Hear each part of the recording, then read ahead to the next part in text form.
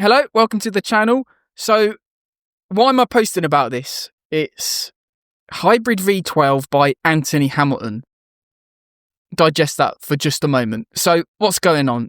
So, basically, a few F1 journos, I think John Noble was one of the first to post it, posted up a link to a new website. And basically, we have HybridV10, and the blurb says, it's in the name, real talent, real skill, real sound, announcing in 2026. And basically, it then goes on to say, HybridV10, a new motorsport platform created by fans and the next generation by Anthony Hamilton, developed to celebrate the unmistakable sound of V10 single-seater racing. Now, so I've written a quick article about this because I think there's a little bit more to this story than meets the eye, and it's found in the trademark filing. So if you go onto the website, the British trademark website, you can actually see that Anthony's trademarked a whole load of other things related to it as well. So that includes Hybrid Grand Prix, Hybrid V8, Hybrid V10 Motorsport Festival, World Motorsport Festival, Hybrid Grand Prix, Hybrid World Commission.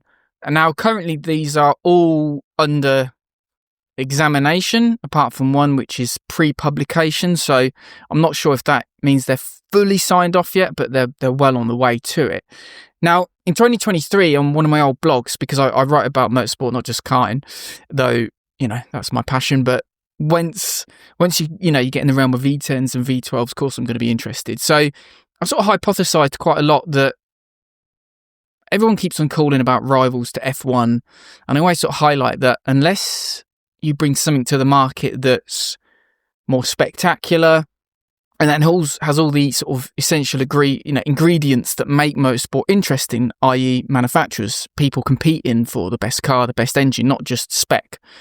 And if you want to know why, shameless plug, I've got a book out called Motorsport Sagas, Unlocking the Power of Storytelling in Racing. It's on Amazon. I'll link it down below. And I explain sort of in detail why that's the kind of thing you want. It's not the spec of the car. It's the spec of the car in terms of what the regulations allow, for sure, but you need that competition. And I think I put back then, I said, however, putting my karting passion aside for a moment, what is needed in the marketplace is a true rival to F1, a whole new product. If we can, for one moment, pretend some angel investor with a couple of billion to invest is there to pick up the tab. It will make this a tad easier. All that's required is a simple 3.5 litre naturally aspirated formula with open chassis regulations. Want a V8? Use a V8. Want a V12? Guess what? Use a V12. Yes, I am aware this is basically pre-96 F1. Most might end up converging into a V10. And this seems to be what's going on here. But actually, if we look more deep into the trademarks, we've got the use of the term world, and that's always a bit of an interesting one because it's used on several of the applications, and the one that really piqued my interest was the one that said Hybrid World Commission, and that does raise questions about the association of this with the FIA, given how precious the FIA are with regard to using the term world. Like, for example, if you know karting, you can't call yourself a Rotax World Champion or an IME World Champion. The actual nomenclature, so to speak, is Rotax Grand Final Champion or Rotax or IME Warrior. It's very complicated. IME Warrior Final Champion. You can't call yourself a world champion. I know that gets spread about on social media and people go, it doesn't matter, but it's just the way the FIA operates. So this is all speculation, of course, but there's no FIA badge on the website, so whether this is done in alignment with the FIA, I don't know.